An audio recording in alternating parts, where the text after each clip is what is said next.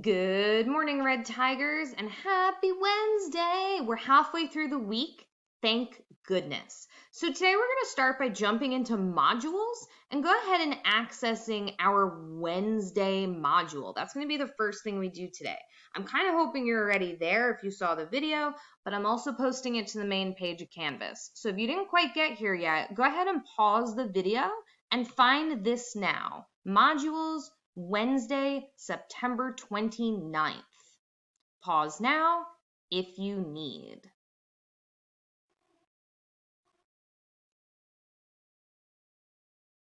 When you do get there and you click on it, you're going to see that today, for our revision goal, we're looking to add figurative language because we use figurative language to make our writing strong.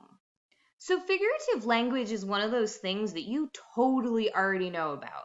You probably just forgot. So start thinking about things like similes, metaphors. Some of you started to talk about onomatopoeia yesterday as a beginning and ending strategy. Onomatopoeia is a type of figurative language. So like I said, you're already way on top of this. However, since it's the beginning of the year, we never think it can hurt to dust off some cobwebs and remind ourselves what figurative language is. So figurative language is language that authors use where we don't quite mean what we're saying. Usually we're exaggerating or we're possibly trying to make a comparison to something else so that we can really get a visual image of, what's happening in the story. So here's a really silly little comic. Because when we talk about literal versus figurative, right, we're talking about figurative language today, painting pictures with our words. Literal means real. So the comic is showing these are some figurative language examples we probably use a ton, right? This backpack literally weighs a ton. A ton is 2,000 pounds. I know your book bags are heavy, but if we put them on a scale, there's no way they're 2,000 pounds. So this is the kind of language we use to make our writing and honestly, even our speech more interesting and exciting. So we want to think about these figurative language tools, right? Another tool in our writer toolbox as our paintbrushes, right? So if our flash draft is our tool to build something, right? To build a frame. Now we kind of have the walls up with our rough draft. We started revising and we can think of paintbrushes as kind of starting to decorate, going in and adding that next layer. I also want to keep pushing you to remember that our goal is to show, not tell. I'm just going to go through a couple quick examples that hopefully as you hear and look at the example, you think, oh yeah, I know those.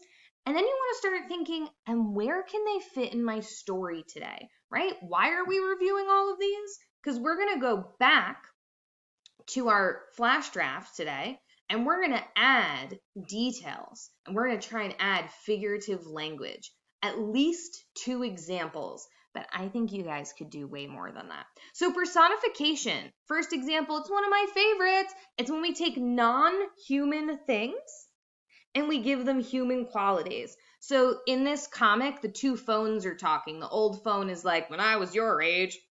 And then you have a smartphone on the right. Another example, the sea kissed the shore, right? Doesn't really happen. It's just waves. Onomatopoeia, bang, boom, pow, splat, meow. Word noises. Alliteration, I just picked a peck of pickled peppers. She sells seashells by the seashore.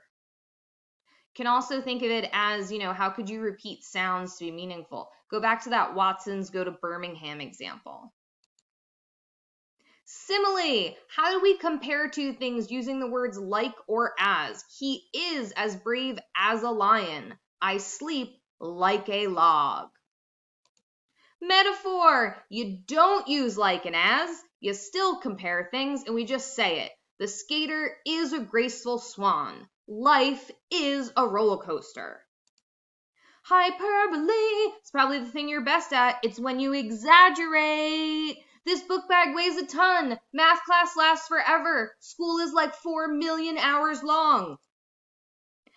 Pause here and chat with a partner to see if you can identify the types of figurative language. Don't cheat. Don't cheat. Pause here to talk. Don't cheat. Up. No cheating. Still no cheating. What do you think the tiny tot tiptoed across the floor is? What about the parking lot is an ice skating rink? Pause here, go through the list. Don't go forward yet in your video. I see you, cheaters. Pause here, chat with your friend. Try and see if you can identify these types. Let's get that cobwebs dusted off our brains. Okay, you bunch of cheaters. I'm just teasing. See if you got any right. Take a minute, pause, go through the answer key.